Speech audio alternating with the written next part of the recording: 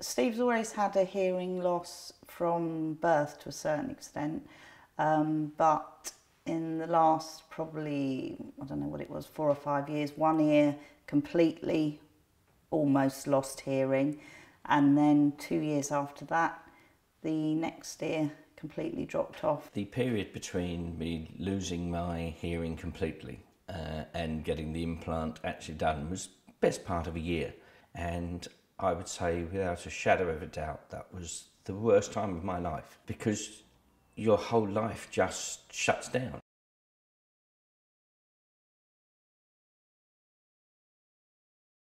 It makes it very difficult when somebody can't hear just normal everyday things. Conversations in the car were extremely difficult because to lip read easily you need to be facing the person. So it meant that a conversation really wasn't going to happen because it was too difficult. Things like waking up in the morning, alarm clocks, well, they could be a bomb going off, that wasn't going to wake him up. So we invested in a alarm clock with a vibrating pad, which at the time was hilarious, but a necessity to wake him up.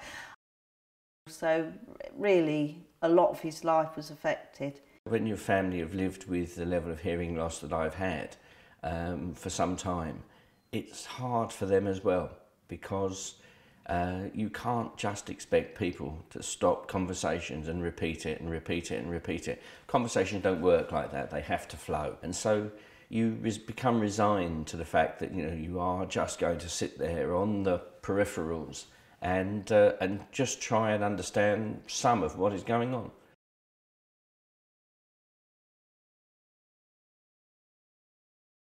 And they said, well, we're going to write to you and we will be offering you an implant unless you have any particular thoughts on it now. And I just said straight away, I want one.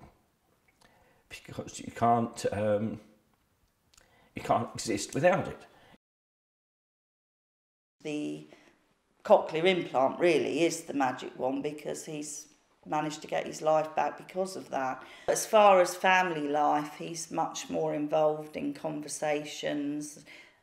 Socially, he can go out and hear people if they talk to him from behind.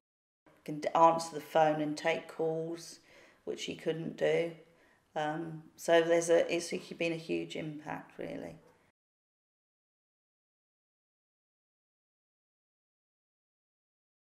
My son Aidan's hearing loss is largely replicating mine. He's probably where he is now as where I was at the age 20, 23, and I would see that the likelihood is that his hearing loss will follow mine on a gradually steady digression of ability through the next 20, 30 years. The worry that myself and Lynn have always had is that if he then suffered the same level of massive drop in hearing, then where is he going to be? Because I wouldn't wish this on anybody. As a mother, it's you obviously want the best for your children, but it's something that you've just got to deal with, which Aidan does, but I think frustratingly, because he sees his dad.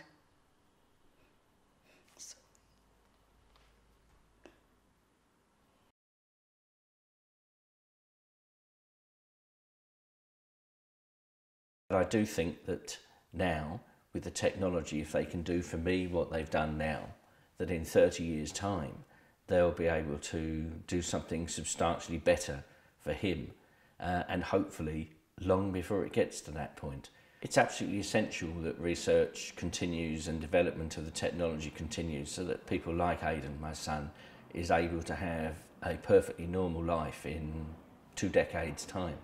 There are so many people that have hearing loss, and hearing loss is such an isolating thing. It's vital that the technology is improved for the future so that people like my son Aidan can gain the benefit of it.